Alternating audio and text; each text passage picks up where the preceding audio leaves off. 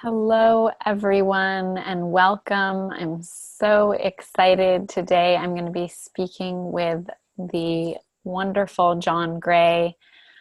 And I just wanted to share that this is especially exciting to me because when I first began my career as a dating coach, his book, Mars and Venus on a Date, was one of the first books that I was just got really into around dating and and really influenced me and my work. And so I'm just really excited to chat with you today, John. Welcome. Thank you so much. I'm happy to talk with you. Yeah. So I'd love to just do a brief introduction so everyone can understand kind of the breadth of your work.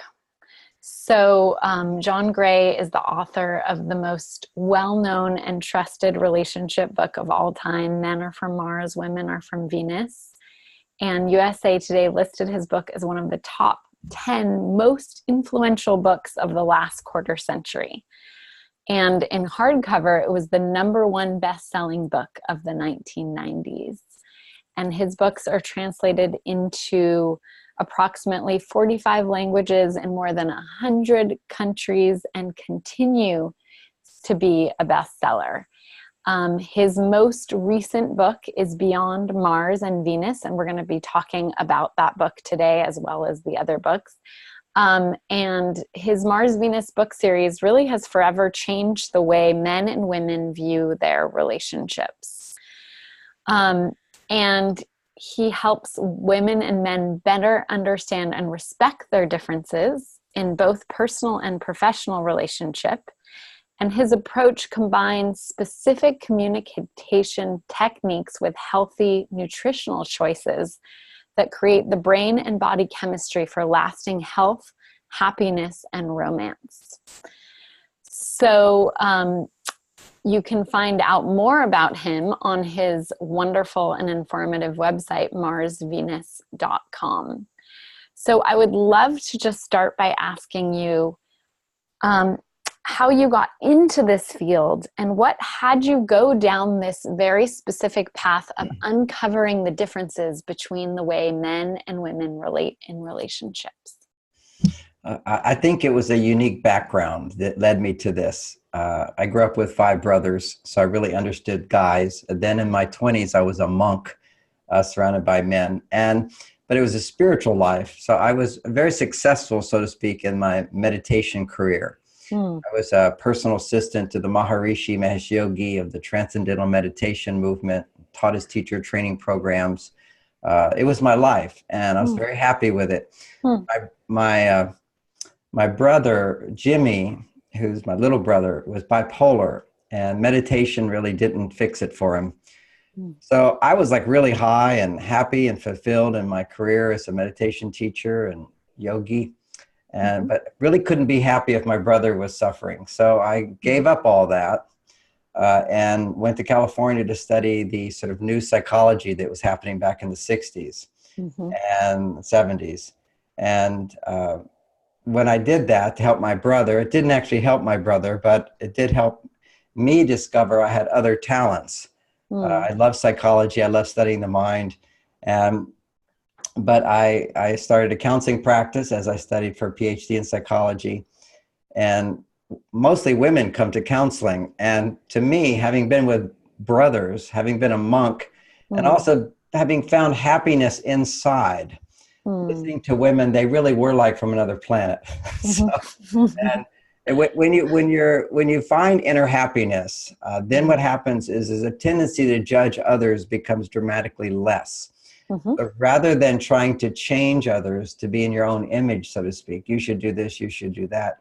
It's more like you're curious to find out why and understand. So that led me to an understanding that women were very different from men. When men are, when their heart is open, we actually are very different. Listening to women, I would hear them say, you know, I want to be heard. I want someone to listen. So I said, okay, I'll try that. I'll just listen and ask questions. And suddenly my counseling practice tripled. And I asked women why they picked me as their therapist, and they said, "Oh, because you really care."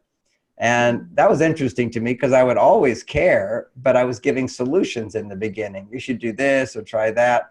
Instead, I just thought I would go 100% and just ask questions and dig deep into their feelings, Yeah. where I learned that I could relate to all those feelings, but in a different way.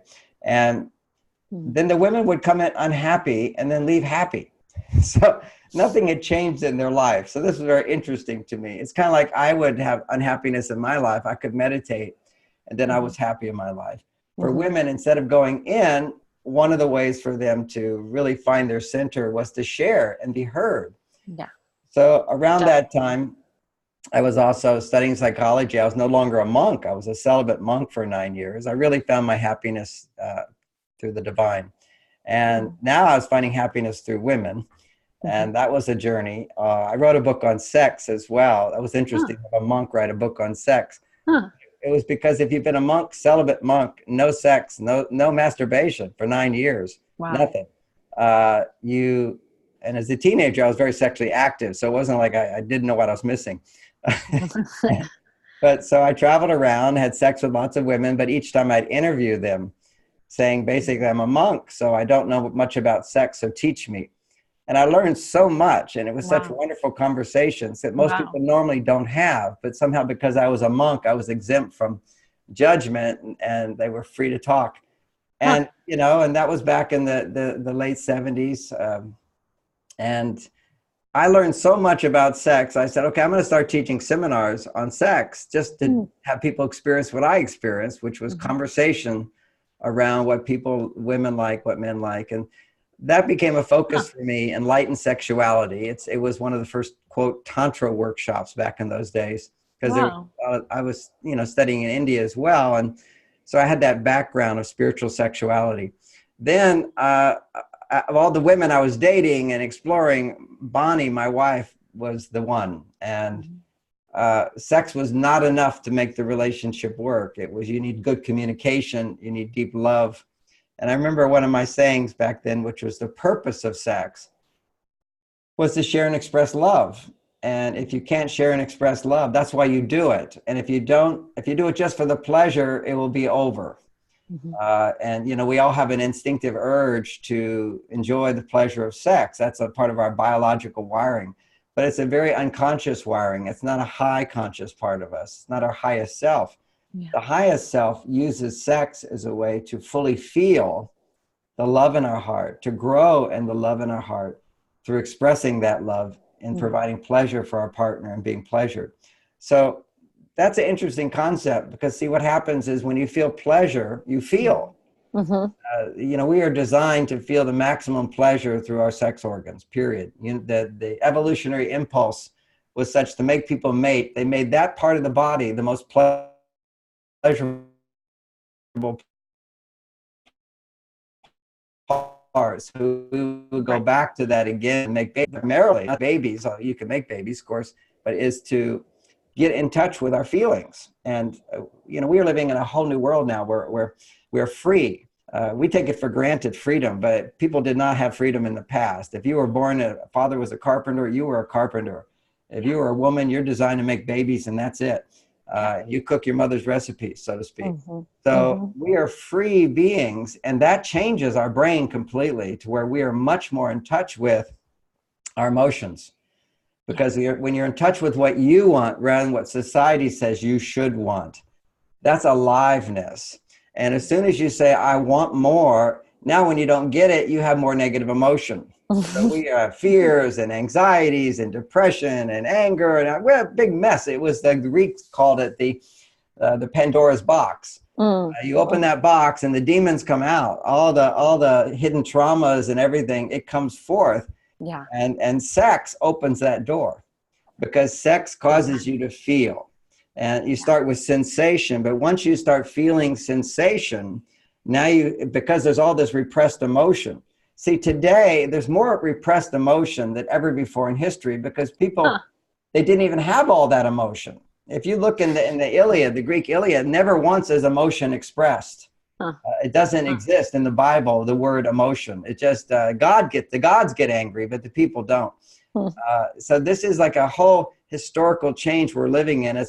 We think it's just all normal, but to have all this emotion, we have little knowledge in emotional intelligence. That's a great word. It's a great phrase. Emotional management, how to handle our emotions.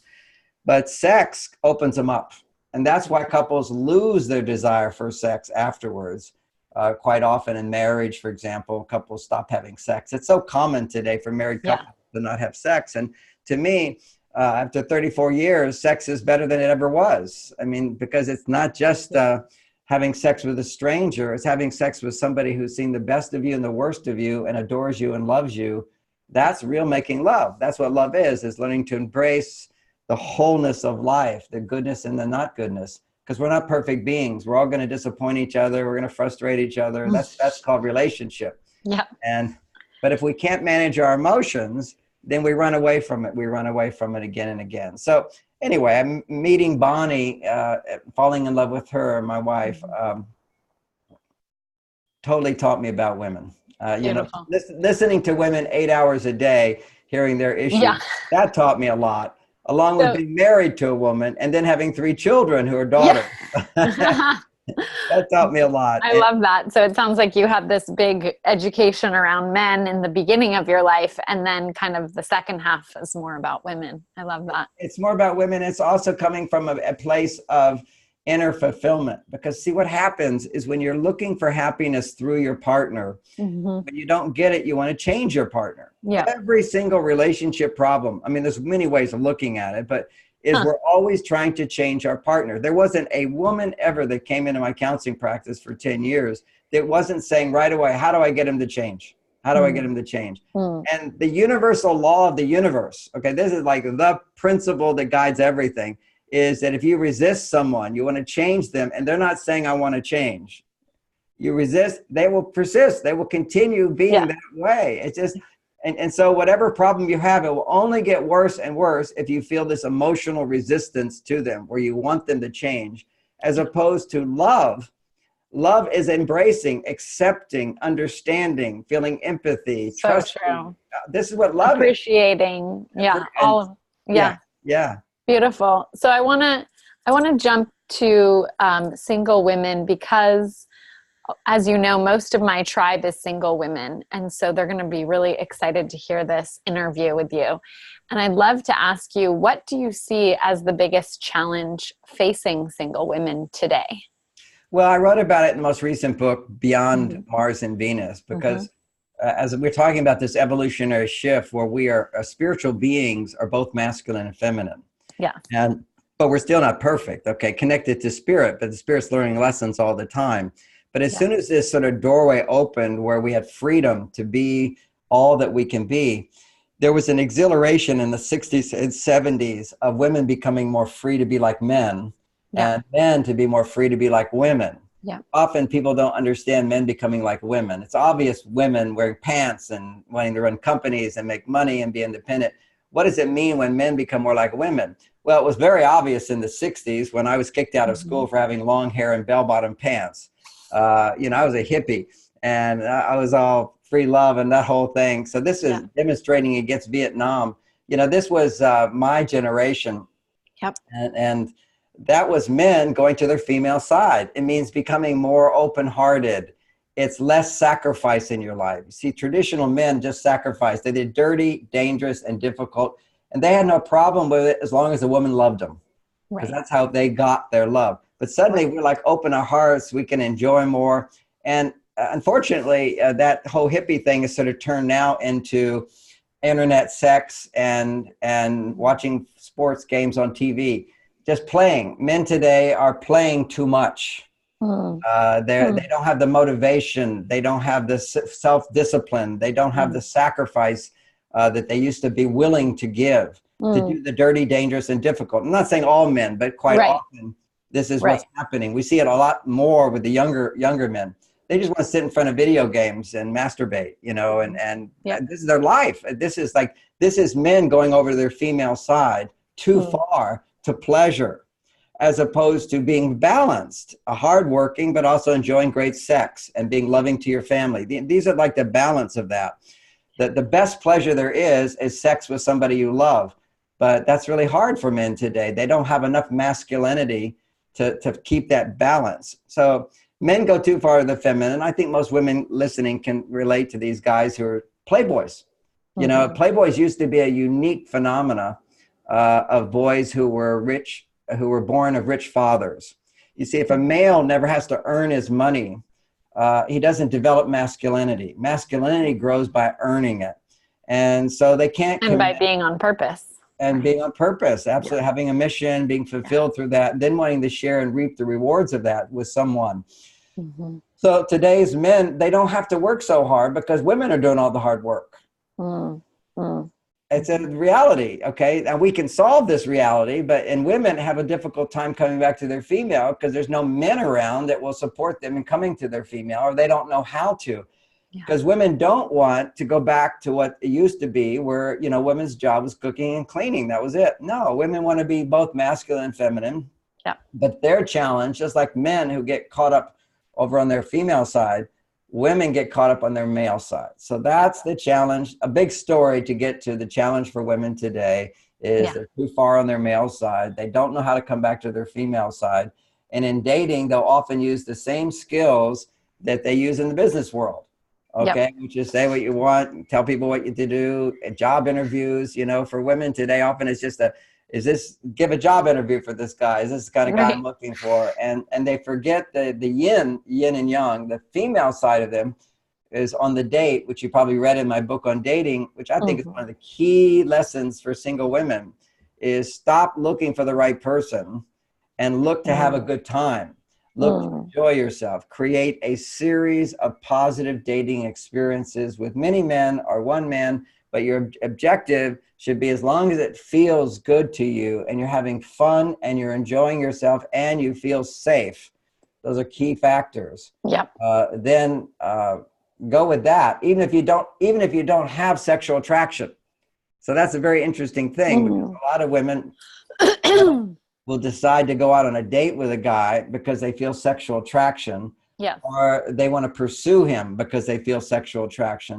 And that is a huge mistake for women. That's if women were men. Men should pursue a woman if you feel sexual attraction, and then get to know her and see, once you know her, can you sustain that sexual attraction? Right.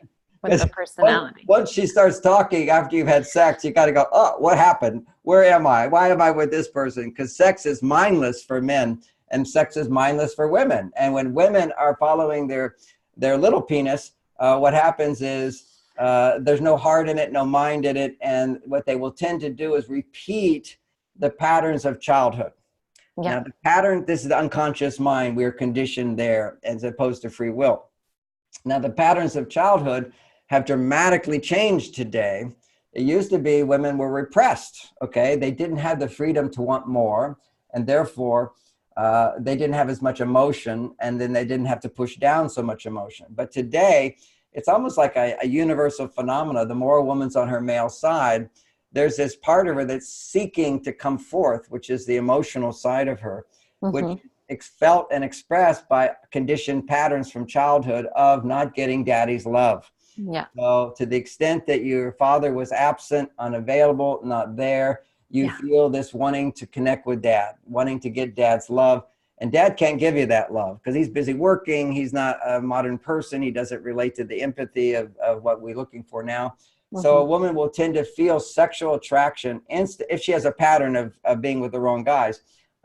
She will feel this hot, exciting, passionate feeling for those guys who are unavailable, just like their fathers were, as a subconscious attempt to win him over and get him to love her. Because women know that women experience by dressing sexy, by being forward sexually, pursuing men sexually, almost any man will go, okay, I'm happy to have sex, but it doesn't mean he wants a relationship with you.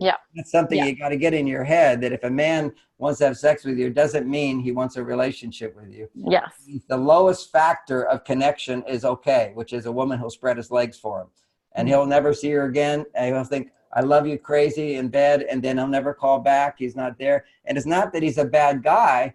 It's that he didn't take time to see emotionally, am I interested in her? But what happens after a guy has sex, the hormone estrogen dramatically increases at the time of orgasm. And when estrogen increases, he feels his strong emotions of love, but he also feels all his other issues. So now he has to pull away. He will instinctively pull back from too much estrogen to rebuild his testosterone. Okay, you have to think of estrogen rising lowers testosterone. Testosterone rising lowers estrogen. And great sex is finding a balanced place between those two. But what happens is men who are not used to estrogen, or they're used to it, whichever. When you have orgasm, estrogen spikes, okay, goes way high. That's why women feel so good when they have orgasm. It's where you're able to just completely release all control and just feel, your mind can fully relax from trying to solve all those problems and thinking about all those things. And that's getting estrogen up high at the right time. And that also happens to a man briefly. His estrogen will spike. That will temporarily lower his testosterone. Men need 50 times or 10 times at least testosterone than a woman. So you build up testosterone through detachment. So when I'm out there all alone, when I'm in my cave, when I'm meditating, when I'm playing tennis, when I'm playing games even, what's happening is I'm alone. Testosterone levels is starting to rebuild itself. What about working alone? If a guy's That rebuilds testosterone. Everything where you feel independent, it's up to me, is a testosterone booster. Well, I'll stick with that for now. Yeah. And so good. So I want to come back to this for women, how this is something that I see so much in my work. And this is something that I definitely focus on with women, is helping them kind of cultivate their female sides, their feminine side, so that it can be balanced, so that they can be more in their feminine. And so I'm curious, and I know you talk about this some in your new book as well, if you could share kind of what are practices or supplements or techniques that you kind of think are wonderful for women to do to really cultivate their feminine, as it's true that exactly in this society, to be successful, we kind of have to be in our masculine during the day. So I'm curious, kind of what are your ideas around that? Yeah, the ideas I have, I love talking about them. They're very practical. They're insightful. You'll get results right away. Great. I had to tell that big story I just told. It's kind of like the story of today, because otherwise you won't do them. Right. Otherwise you think that, oh, that's not me. That's right. If you're identifying with your masculine side, doing things that connect with your female side, you're going to go, no, I don't feel like that. I don't. That's not me. That's not who I am. Okay, continue being a man and continue being out of balance. So how do you know you're out of balance? One is you got to I got to prove it to women that they think that they know themselves. They don't. They know part of themselves, but to do the things I'm suggesting aren't natural for them. Okay, that's the most important thing. It's not natural to do. As a matter of fact, this huge force is pushing you the other direction. What is that force? That's called the force of imbalance. If you're walking on a tightrope and you start to go the other direction, at a certain point, you can't come back. Right. Fall down. It's hard. If you tip over a little bit, then you can counteract, go to the other side. You'll naturally go to the other side. But once you go too far, you automatically, through inertia, you go down. Momentum, you go down. And women today are stuck not all, but to a great extent, stuck on their male side. Now, what is the symptom of that? Do you feel overwhelmed? If you feel overwhelmed, you are too far on your male side. Okay, that's it. It's now you can go further. Do you feel anxiety? Do you feel depression? Are you unhappy? Are you stressed out all the time? Right. Depletion. That's further. Kind of. Right. Yeah. That's further over on your male side. Does your mind always say, I have to do this, I have to do this, I have to do this, instead of, I get to do this. Oh, I'm enjoying myself. Oh, I love to do this. And I sleep well. Those are all symptoms of being in balance. So typically, if you're a modern woman today, kind of on your male side, and you're feeling overwhelmed, you can't relax, your mind stays on all the time, that's a sign too far on the male side. Okay, so now you got the symptom. Now to solve the problem, You have And to. I'm just going to pause you for 1 second because this is really important. I just want to let everyone know, and I know you feel this way as well, John, that there's no judgment around this. That this is something, because women can really feel bad about themselves. They don't want to be like men. They don't want to be over masculinized, etc. So I just want to say there's no judgment around this. It's simply, in my opinion, the way that, society has conditioned you to be successful in your career, or maybe from your family, the way you've been conditioned, right? So just to let all the women know, it's so important that, I don't want you to have any negative feelings about this. It's just simply conditioning. And that's the great thing, is that you can condition yourself to really cultivate your feminine. And so you have power and control over this. I appreciate you saying that very much, because the objective here is not to feel bad about where you are. Exactly. At the same time, keep in mind, it's why men lose attraction to you. Mm-hmm. Yep. It's like, once again, it's not about you. It's about being too far on one side of you, as opposed to revealing another part of you, which unfortunately women judge more than men. Okay, that's the feminine side. Mm-hmm. Often when I'm working with women, helping them get in touch with their female side, they go, oh, but this feels weak. This is unlovable. Right. I'd be unlovable. And a guy will go, no, you're not unlovable at all. And totally. This is so right on, John. So yeah. Right on, which is our vulnerable. That's partly our vulnerable feelings, right? It's so, for women, it's so scary sometimes to share our vulnerable feelings, but that has men come towards us. Yeah, you did that beautifully. Even as you said it, you were feeling it. And I felt it as a man, and little goosebumps goes up whenever I feel a woman opening up. And a woman could be listening to me. Oh yeah, but that's John Gray. No, that is men. Is it men, when they feel a woman being vulnerable, we can explore what is vulnerable, and we will. That's the practical technique. But how to get over to that side is a bit challenging. Yeah. But what it does is just to give you an experience of just a real simple, almost trivial point. But you know how a woman typically wants a man who's taller than her? Yeah. Okay. Big Taller. time. Okay. Yeah. Okay. And typically she wants a man who has more muscles than her. Mm-hmm. Just give you a feeling of safety and security. You've got a tall guy, and typically you want a guy who is less emotionally reactive, but he's like solid. Yeah. He doesn't get angry. He doesn't get upset about things. Typically, you want a guy who isn't crying about things.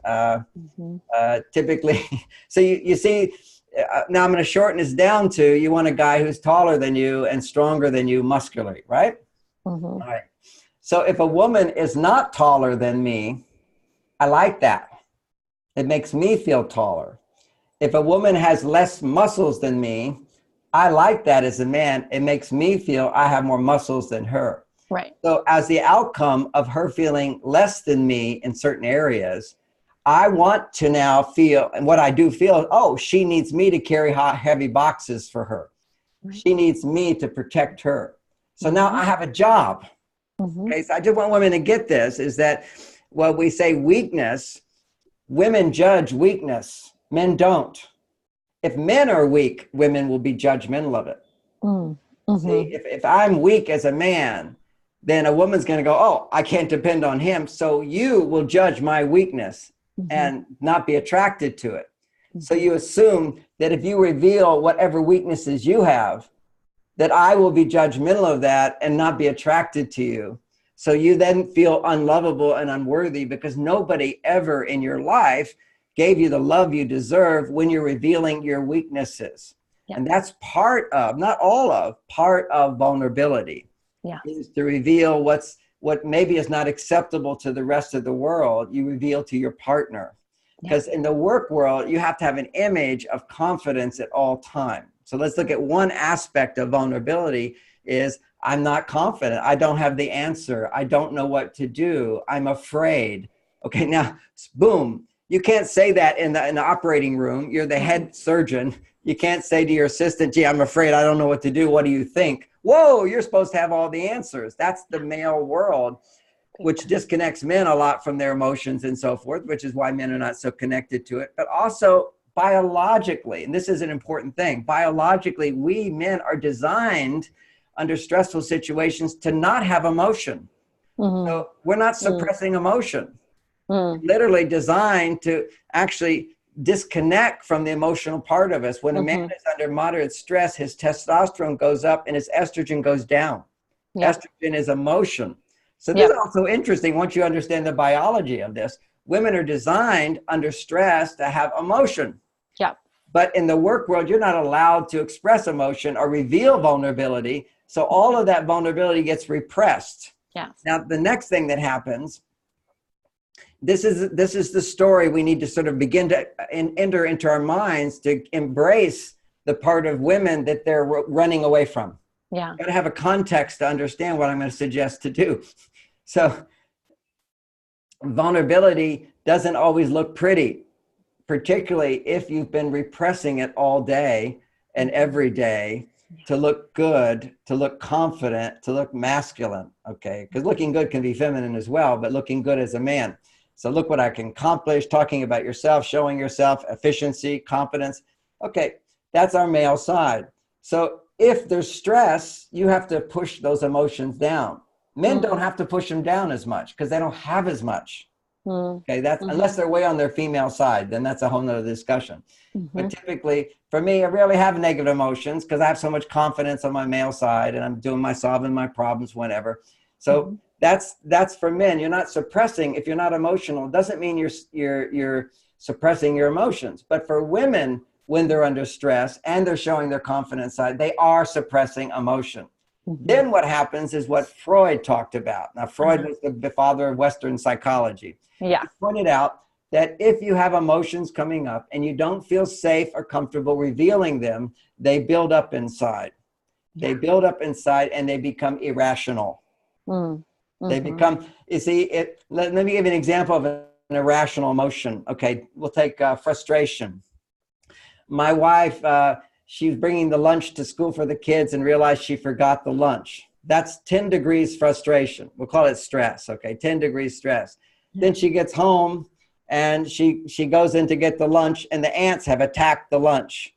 Okay, so now her frustration, another 20 degrees of frustration. But if I said, how are you feeling right now? Her reaction would be 30 degrees of frustration because you got two things added together. Now she gets back to the car to bring the lunch once she's remade the lunch. And she left the car door open and the battery's dead. So she's now stressed out because I can't get the food to my daughter at school. So now you got three things upsetting her. You got 10 degrees, another one, let's say 10 degrees, another one 10 degrees. And if I came home and I said, what's the matter, honey? What's going to come out? The tone of voice will be 30 degrees when she says, oh, I forgot to get the lunch. You see what I'm saying?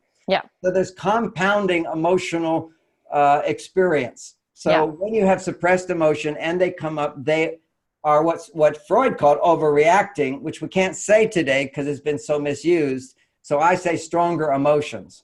But bottom line is they are irrational. They're valid because three things have happened. If I don't know the three things that have happened and I see you so upset when you say, oh, I forgot to bring the lunch, to me, it's like, why are you so upset about nothing? And that's what men say to women all the time. Why are you so upset about nothing? Because women have this compounding emotional reaction. And that's the first step. But let's say you push that down for days and days and days. It has to come out. So how it comes out is an overreaction or a compounded reaction to whoever you feel safe with. That's called displacement. These are fundamental psychological ideas. So instead of being upset about the lunch and the car and the this and the bank account and all this, all that builds up inside and your husband forgets to call you on time and it all gets put on him. It just goes on him. And so your mind starts being picky, picky, picky, picky. You start looking for what's wrong to find a legitimate reason to be that upset. That's called overreacting. And men look at women like they're just like nuts because they have these reactions because they don't understand this psychological concept. And women don't understand it either. They secretly feel, I can't reveal this. I'll look so bad. And you can look bad to another person, but only if they don't understand what's going on. So that's the first dynamic, which is learning as women to sort of clean out we'll call it I call it the trash can theory. You push it down, it's just going to spring up like Right. push a button. Yep. So you need to like clean out the irrational feelings all the time. Now add to that, let's say you're pretty good at that. Then you got your whole childhood. It will come up. Yep. One layer at a time, one layer at a time. That's the world we live in today. You know, it wasn't that case before. Nobody needed therapy or processing or all this Right. technology that we have today. And there's so many different ways of dealing with those emotions. But that's the journey back to the female side, is getting in touch with emotions. Yeah. I love that. I love that. And it's even, you know, do you want to share a practice? I love what you said about clearing out the trash can of the emotions. Do you have any specific practice that you give to your clients around that? Well, of course, you've read it in my books. It's like I've been teaching this now for 40 years. It's like a magic formula.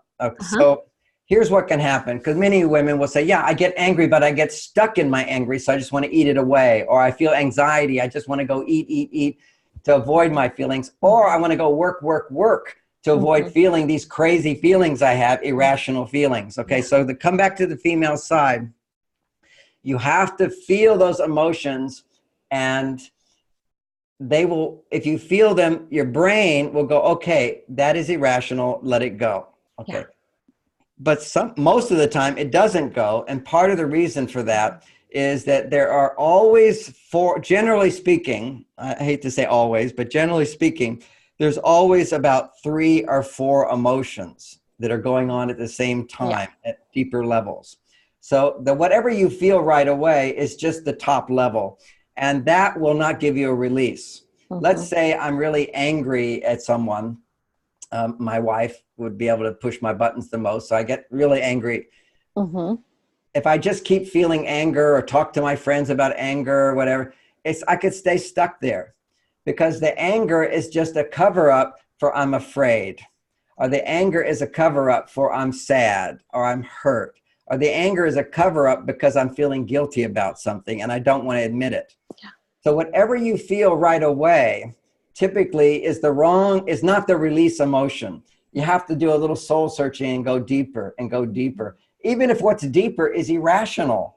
Okay, sometimes we get angry. I was annoyed by somebody the other day, and I had to look at it and go, okay, I'm being annoyed by someone. I'm this happy person all the time. And now somebody can annoy me. They have that power over me. What is it? And so I had to look inside myself for what it was. It was somebody who was in my field teaching some wrong idea, and clearly they weren't what they said they were. You know, a lot of people teach this stuff, but they don't live it. And so I get annoyed by that, because they have so much confidence about teaching, and I feel like they're pushing someone down the wrong road. You might go, well, what were they saying, since I brought it up? Is one of these people who was saying that the problem in dating is that we come from a place of not loving ourselves. Okay, that's a cliche. We all know that one. Okay, so how do you love yourself? So they'll tell you that, just love yourself. Okay, so that's one. 2, then they're saying the problem with not loving yourself is that you come to a relationship because you need a partner. You shouldn't need someone. And so that is so rampant today, and it is so wrong today. I completely agree. Yeah, that's one of the biggest misnomers, is that this desire for relationship is bad or wrong. When to me, it's one of the most healthiest. Yes. And desire is always based upon a legitimate need. It's the need to be loved. I mean, when I'm making love, I mean, I love you, I need you, please, I want you, This is the biggest romantic song there is. I love you, I need you, I want you. This is what it's about, is need. But there is a problem with needing too much, okay? So that's where you need your partner too much. And this is where, again, as a single woman who's not getting that need met all the time, it's like a starving person. When you finally get food, what happens? You want to eat. You become needy, too much. Right. So stepping away from how to process emotions, which I want to come back to, whenever I talk about the need word, it's confusing to women, okay? Because women do not want, and they're not attracted to, a man who's, quote, needy. Okay, it's the biggest turnoff there is a man who needs more than she needs. Oh, I need this, I need that. And what a turnoff it is. Now, for women, because men's neediness is such a turnoff, women are afraid to acknowledge to themselves or their partner what they need because it's Mm, too much of a turnoff with a man. right. But the greatest gift a woman can give a man, the thing that makes her most attractive, and I'm talking about the number one thing here, because of the world we live in today, is a woman who feels, I need a man. Hmm. I need his help. Hmm. I'll say that again. I need his help. For the strong woman who says, I can do it myself. Yes, you can, but you won't sleep at night. Yes, you can do everything, but do you want to do everything? Right. Ask yourself, do I want to be doing everything? My husband's happy to be sitting on the couch doing nothing as long as you do everything. But is that how you want your life to be? Right. No. So you want to be able, to the extent that men will feel unmotivated, women will feel overmotivated. Yeah. Often when men don't do stuff for women, they have like, I call it magnets in the butt, just holds them down on the couch. And women go, why can't you just get up and do things? Where's your motivation? And he can't be motivated if she's over motivated. This is the Hmm. dynamic. And she can't relax if he's under motivated. She's over motivated. She says, Yep. oh, he's not doing anything. So I, quote, have to do it. Yep. This have to thing is the illusion. And I'm talking to women now. For men, I would say, get off your butt and get out there and do it and do something to build your testosterone. Otherwise, those magnets will pull you down. On the other hand, if I look to women who live in a world of I have to, and I have to say, no, you don't have to. You've created your life by choices and decisions you make so that you have to do it. Yes, you do have to do it because that's the way you set up your life. Yeah. You made those choices to get involved with this and say, I would do this and this job that requires this. You have done it and you can change that. And that's what you have to get is you've got to change it if you want to be happy and you want to get your needs for love met, because this is where happiness comes from, is where we feel I need love and I can get love. I need love and I'm lovable. I need love and I deserve to be loved. And I know many, many men will love me because of who I am, not what I do for them. I'll emphasize that again. It's for who I am Yeah. and not what I do for them. Femininity does not need to earn love. Masculinity needs to earn love. I can't let love in if I don't earn it. But femininity doesn't. If femininity has to earn love, then she's on her male side. You can't have to stop, put on the brakes. Don't do things to earn a man's love. Do things because you love. You want to dress and look beautiful because you want to look beautiful, not to get a man to love you. That's the mistake, is don't earn the love, be lovable. And you are lovable when you're doing things in your life that you like to do, that you enjoy doing, that's fun for you to do, and that you love to do. That's the yin space. That's the vulnerable space, the feminine self.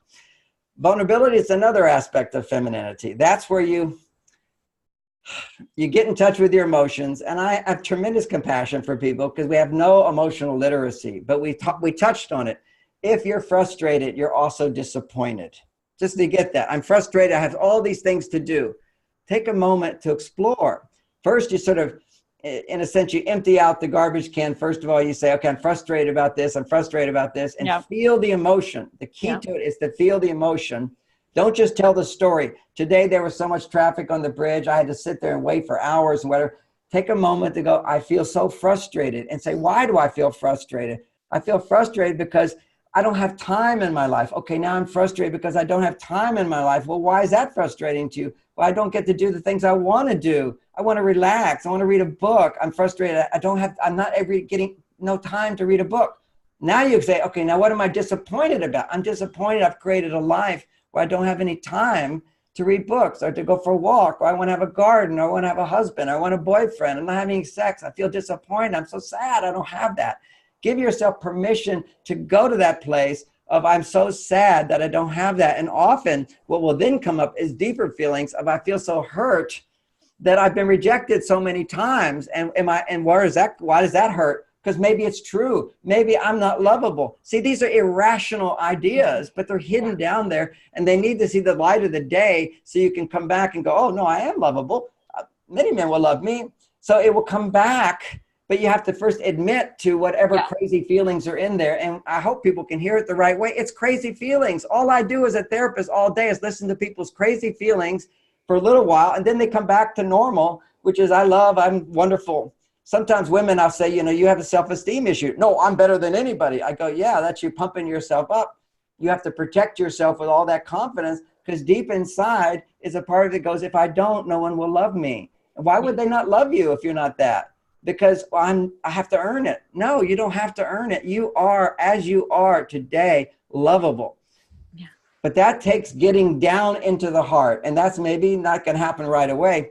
But the way you journey with this, the technique I call Venus talk. You can start with Venus talk. It's not rational. You let yourself be irrational. Your objective is to not think so much about, is this really realistic or not, but just to feel it and ask, why do I feel this? And find the thought which is linked to it. Because every emotion has a thought that's generating it. Maybe unconscious. You just feel, I don't know why I'm upset.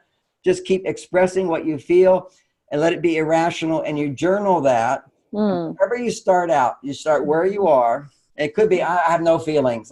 Okay, so we'll start out, I have no feelings. Well, what does that feel like? Well, kind of bored, kind of flat. Okay, what's bothering you? You always trigger what is bothering you, even if it's a little thing. That's even more irrational, right? That a little thing could bother you. Yep.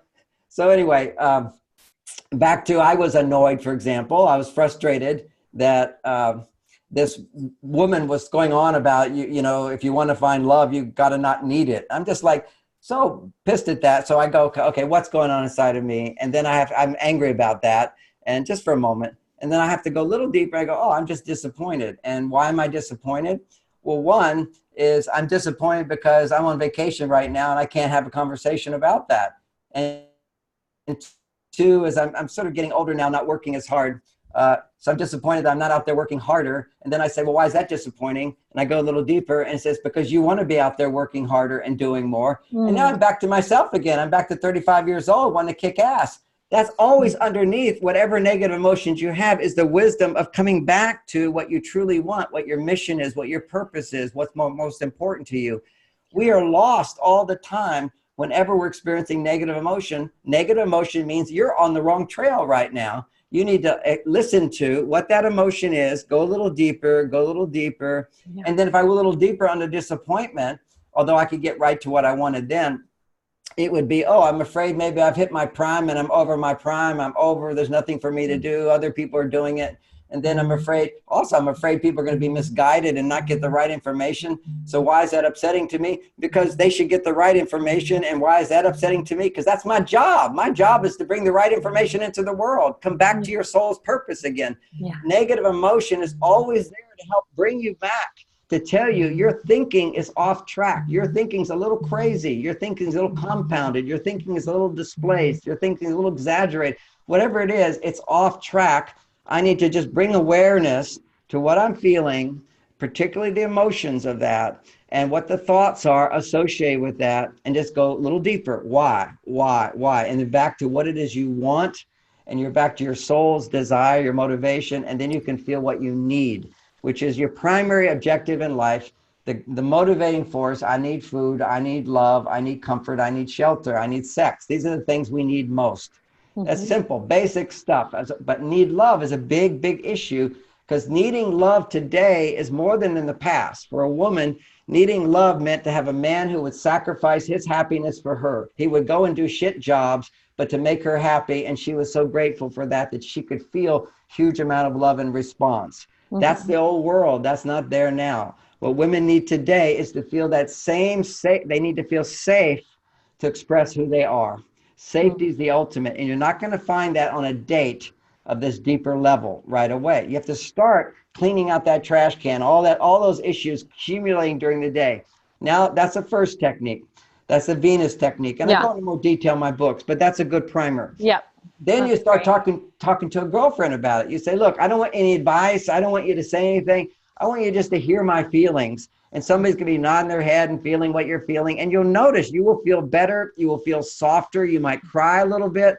Yeah. You know, to me, crying for women is more important than orgasm. Okay. So orgasm is like really important, but tears are such a release. And many women, when they orgasm, they do cry because they're letting go of negativity with so much positivity.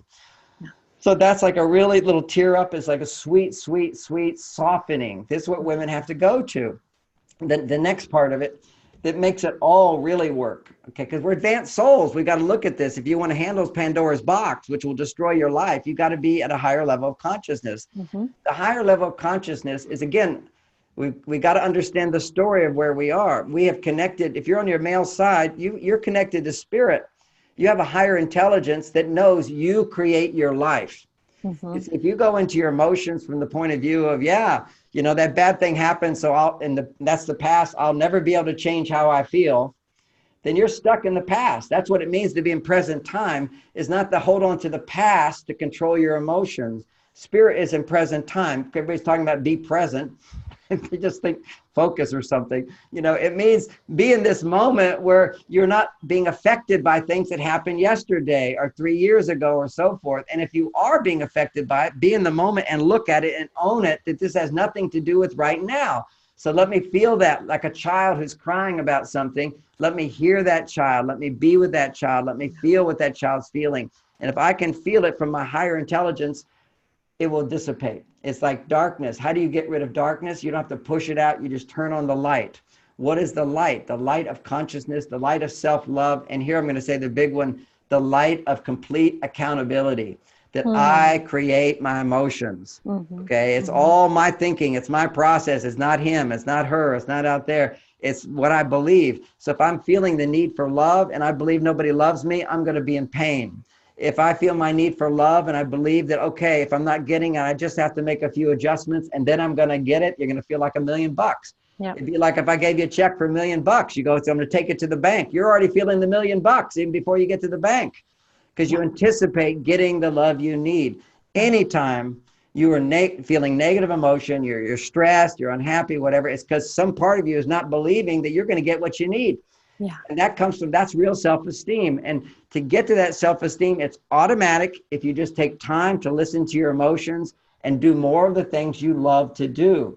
But here's the key. Women say, oh, I have no time to do those things, because accountability, have created a life where you can't do those things. You have to change your requirements. You know, sometimes you have to lower your requirements. Maybe you have to make less money. You have to have less ambition in order to do the things that make you happy. And this whole thinking, I'll just do this, and once I make all that money, then I'll be able to be happy. An illusion. It's an illusion. Yeah, for men and women currently. Exactly. Big illusion. Yeah. Big illusion, and a bigger illusion for women, because the primary foundation for women is happiness. That's who you are. You are love, you are happiness. That's a yin energy. And that your body is designed. You have 10 times more estrogen. The estrogen turns to stress or it turns to happiness than men. And to be orgasmic, to be romantic, to have high self-esteem, it needs to be 20 times higher. And that's what biologically women get 1 day a month where it goes 20 times higher. So you get the glimpse what your potential. That ovulation? Or ovulation. Your estrogen levels will double. You'll be 20 times out of a man's when you're ovulating. And that's so interesting, because I'll just add, because I've been reading this wonderful book about the whole menstrual cycle. It's called Wild Power. It's so great. Because it's so interesting, because when you're Wild Power. Yeah. Okay. And when you're ovulating, you're the most confident also. So that's very interesting. So it's like when your estrogen is high, that means there's a level of happiness and confidence and resiliency that women have during ovulation. They also feel a greater attraction to men during ovulation. When you're feeling confident in yourself, you're feeling worthy. Yeah. When you feel worthy, then, oh, I could have him. I could have him. There's this whole attraction thing that starts to happen. Yeah. At the same time, I want to read that book. It's called Wild Power. Yeah, it's phenomenal. It's I want to read it. Also, I go through it in great detail in my book, but I always like to learn whatever I'm missing. It's also a time of greatest insecurity for some women. Because your estrogen tells you, I need. Okay, it's basic. The feminine side of you. What are the feminine needs that you have? I need to be seen. I need to feel loved. I need to have. The need to have more in your life increases. If you have high self-esteem, then that's when you're great. I can have it all. Okay, that's where it's going to come from at that point. But if you don't have it in your life, and this particularly shows up in marriage, where you're with a guy and sometimes you're getting what you need, sometimes you're not getting what you need. You have a history sometimes of getting what you need, and then you stop getting it. Then at that time you become aware of, I need this and this and this, and he's not giving it to me. Right. So it can be a time of neediness. It's a time of what I need. But if you don't have that assurance that you can get what you need, or that you have what you need, I remember with Oprah working with her, always the key phrase for her was what she's grateful for. Because Mm. when you keep focusing on what I do have, rather than what I don't have, what I Oh don't have. yeah. And It's total game changer. it's a game Huge. changer, really, just to take Huge. that time to write out what I have.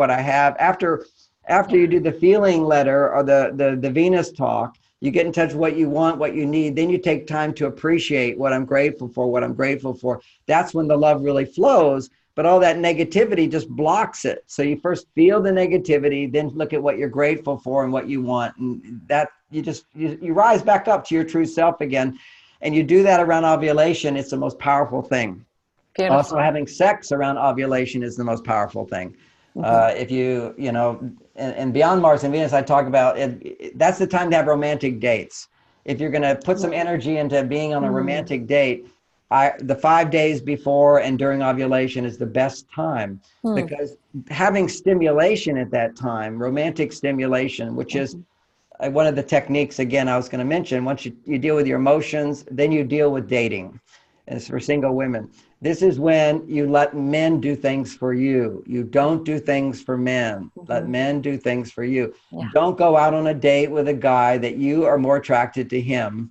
You are more interested in him than he's interested in you. Yeah. That's the wrong energy. You want to Yeah. go with the guy who's more interested in you. And sometimes that means that he doesn't excite you sexually. Remember, I started out by saying if Yeah. you're too far on your male side and you're a woman, you'll tend to be excited by the man that doesn't love you as much. It's an Right. imbalance as opposed to when you have plenty of estrogen flowing and you have the confidence, you tend to have the attraction towards the man who is there for you.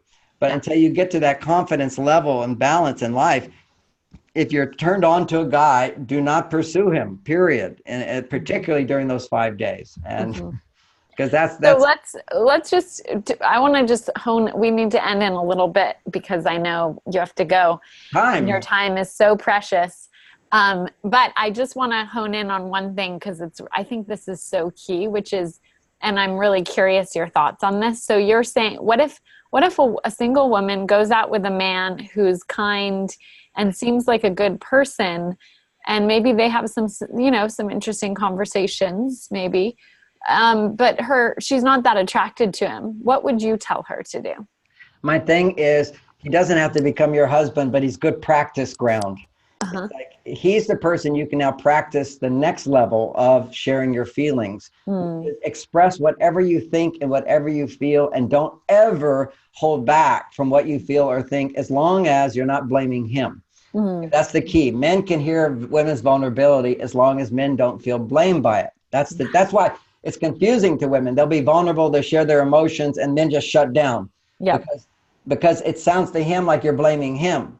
So that's what, or you're not blaming him, but then he'll jump in and tell you you shouldn't feel that way because he doesn't think that way.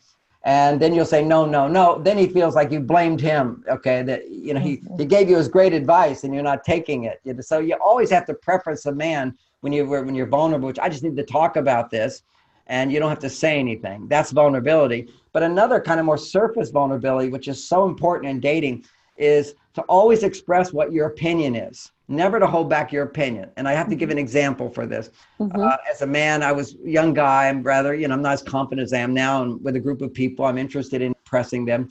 And somebody says, "Oh, did you see that movie?" I go, "Yeah." And they go, "What did you think?"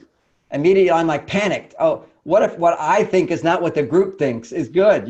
So I don't, well, what did you think? So I'm like holding back my opinion for fear of being disapproved of or being Mm, rejected or whatever. mm, That is what I'm saying to women. Never do. uh-huh. Always express your opinion, but not in such a manner that it's the only valid point of view. Right. Okay, that's Right. like, well, I really didn't like it at all. I thought that this guy was this. What'd you think? And then they go, well, I didn't think that at all. And you go, really? Tell me more about that. You see, don't argue with another point of view.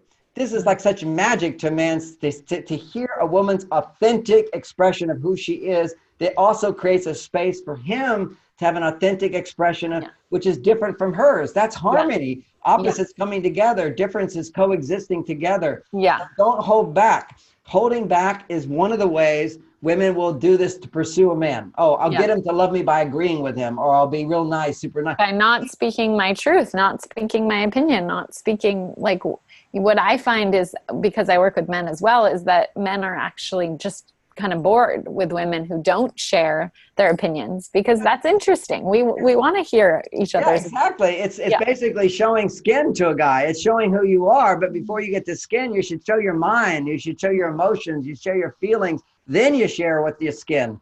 You know, if you give your skin naked too soon, a guy just goes yes and then pulls away. You want to reveal all of you before you get down to naked physically. So you start where you are, which is in your head. Reveal your ideas, your points of view. These are like really important things.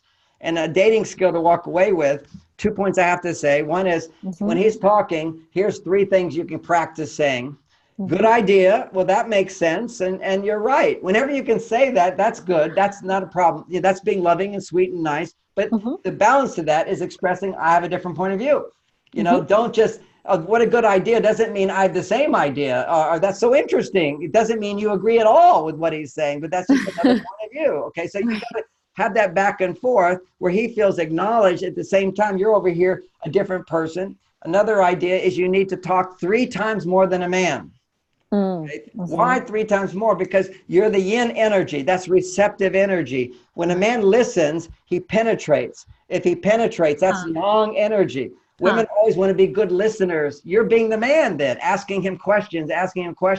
Sometimes you have to ask questions to get conversation going, but always once he's talking a little bit, then you come back to your point of view and you talk 3 times longer. Don't be afraid of talking longer, but also what he's missing is a little bit from his point of view where you can say to him, oh, good idea. Well, that makes sense. And oh, you're right. And well, tell me more about that. But then make sure you come back and you reveal more of your point of view, of your experience, of who you are. So that's one thing. Another one, as we talked about need and needing, an example of needy is I need more and you didn't give me more. An example of needing is you're the perfect person for me. You're so helpful to me. Oh, that was great. So now let me flush it out briefly. We're having a party at the house. My wife's asked me to get the drinks and to get certain things. And I come home late. And she goes, I had to do it myself. You weren't here. That's needy. She needed something and I disappointed her. And now she's unhappy because she needed me and I wasn't there.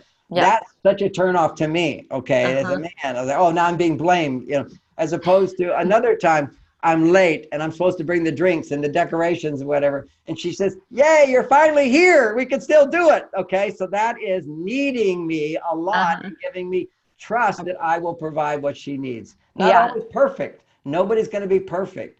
But so there's always whatever woman needing. I think that there's something that is really interesting about women, which is we have so much desires. I believe that we just have lots of desires. And so it's very common to feel that like, oh, I want more of this, whatever that thing is, right? Yes. And so, and it makes sense that for the man that might feel like they're incompetent or incapable or, you know, so I could see how that could really make a man feel like, oh, like I can't really meet her needs, right? Exactly. And that's where we go down. So you buffer your needs and your desires for more. You buffer that by giving lots of acknowledgement and appreciation for when he does provide what you need. And it's always a growth. It just has to have the balance of both those 2 things together. Yeah, because I don't believe that a woman shouldn't speak her true actual need, but I think it's by saying like, I think it's the way that we express those. It's always just the way it's expressed. Right. And you have to have the awareness. I'm talking to a man. How is this going to come across? How is the effect of it? What is the effect going to be? If the effect is going to be that he's not good enough, or he should have known, he wasn't enough, he can't hear what you have to say. That's going to be really hard. It's like if you love someone, you don't want them to feel like they're not enough. And so how can you share this thing with someone that you love and help them feel like they're enough and be able to speak your true emotional need? And that's, of course, when you're dating, you don't have to do that so much as when you're married, because then you really need more because you depend on them for things. You have a partnership. That's a whole nother subject. It's a whole nother bit, but it's in the book. But in short, and I know we're running out of time, but in short, it's often in order to express your wish and desire and want and need for more, it comes across as a complaint because women have never been masters, have been taught how to be masters of asking for more without demanding more. how to Right. ask instead of like, you never turn out the lights. Say, oh, honey, I noticed, the lights were out last night. I know you turn the lights out a lot, but sometimes you forget. So would you try to remember to turn out the lights? So Yes. that when I hear that, it's not like I'm this really bad guy who never turns out the lights or whatever. And Yeah. also, women get caught up into, if he loved me, he would do this, or he used to do this, he's not doing it anymore. You have to realize they're constantly losing motivation. That's who they are. Okay. Mm. And women are Mm. constantly over motivated, and that's who they are. So we have to help. I have to help my wife to balance, to come back to relaxation, offering to do things, planning dates for her, being affectionate to her, anything to increase her estrogen levels when they're too low. So I have to do that as a man. That's what I Yeah. learned to do. But she has to learn to do stuff too, which is to keep herself from being over motivated. She has to practice something women don't want to do, which is ask for help. Ask, would you help me with this? Would you help me with this? And then be delighted that you got the help that you needed. But Mm. again, it's a balancing act. Don't ask for too much. How do Yeah. you know you're asking for too much? You get a little bit more, he will tend to sort of resist more. Yeah. So go for start in the beginning with little things. Oh, would you organize this for me? That would feel so good. Oh, would you do this for me? That would feel so good.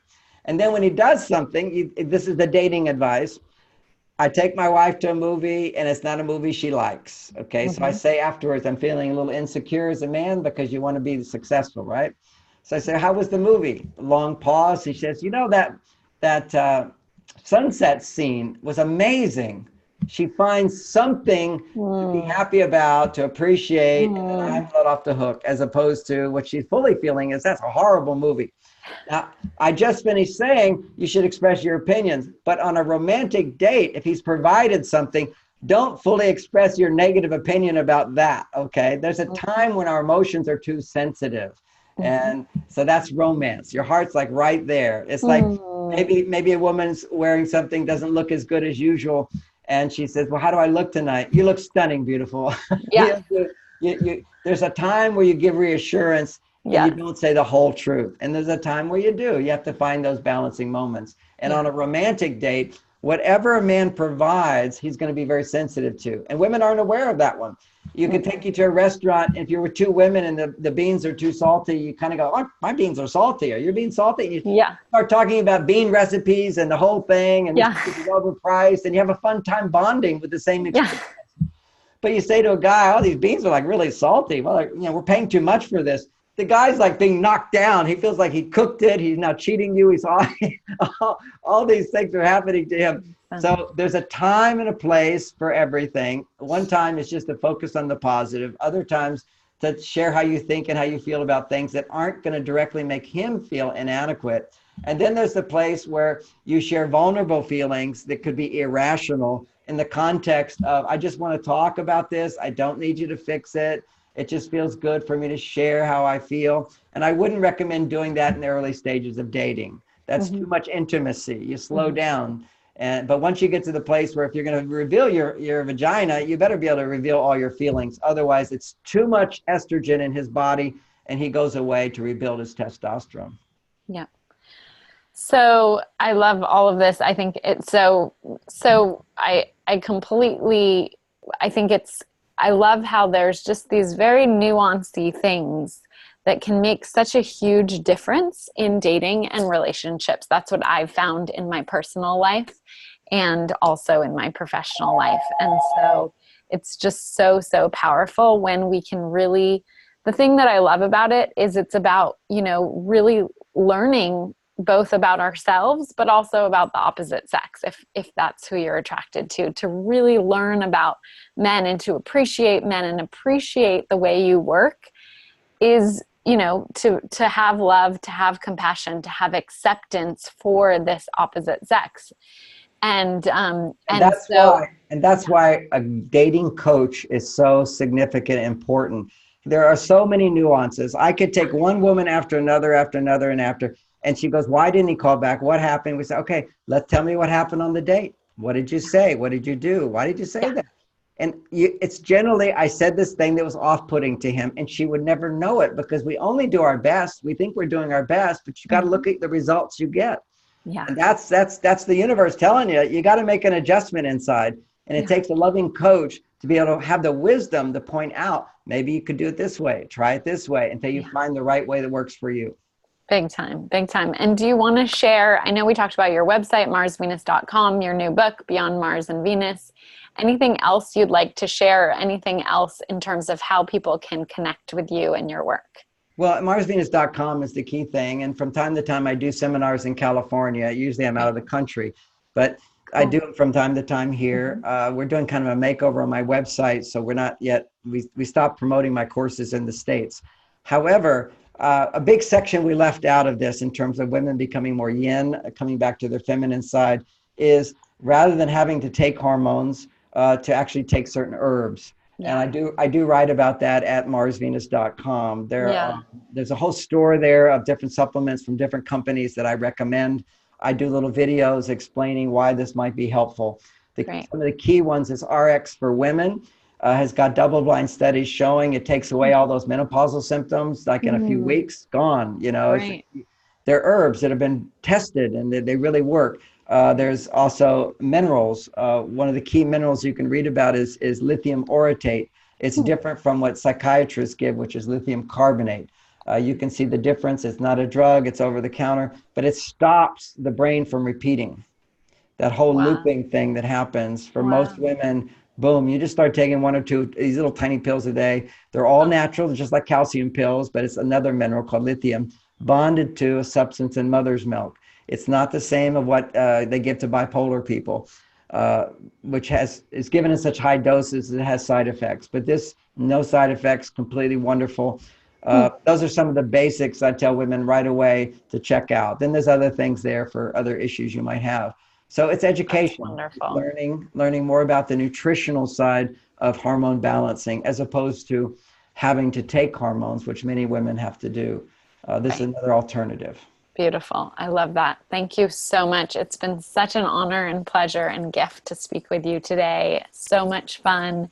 And I feel like there's so many gems in here for both me and my clients and all the women and men who are listening. And I just want to say that, yeah, I really believe that this kind of the new kind of revolution that we're going to, which is really in line with John's work that we're talking about, is really exactly being able to open our hearts, be vulnerable, be loving, even though, yeah, it kind of, goes against a lot of what we're taught to do to be successful. And so I love this piece around really being able to share ourselves in this vulnerable way in relationships so that we can have deeper intimacy, better sex, and so that we can really, create a society that's even more loving and more connected.